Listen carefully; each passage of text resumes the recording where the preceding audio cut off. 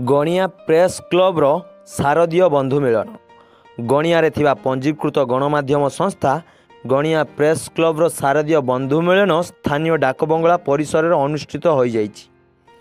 Press क्लब्र कार्यरत 13 जन सांबादिक मानक परिवार सदस्य यह कार्यक्रम में सामिल होते। महिला माने गोटे रंगर शाढ़ी परिधान करथिला बेले पुरुष माने मध्य गोटे रंगर पैंट एवं सार्ट परिधान करथिले। महिला और पिला मानक मध्यरे म्यूजिक चेयर प्रतियोगिता करा जायतिला। एही प्रतियोगितार शिवानी साहू प्रथम, मीनाराणी मिश्र द्वितीय, जयंती मिश्र तृतीय स्थान अधिकार करथिले।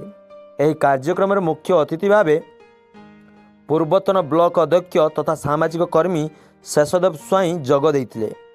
संघ तरफ तांको पुष्पगुच्छ एवं उत्तरीय देई संबर्धित करा जायतिला।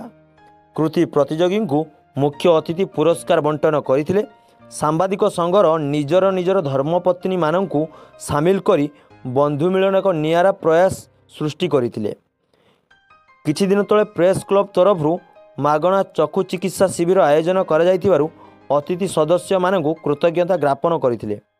आगामी दिन में संघ तरफ एक क्लब स्तरीय स्वास्थ्य शिविर आयोजन कराजियो बोली संघर स्थायी सभापति देवी प्रसाद दास मत देइथिले।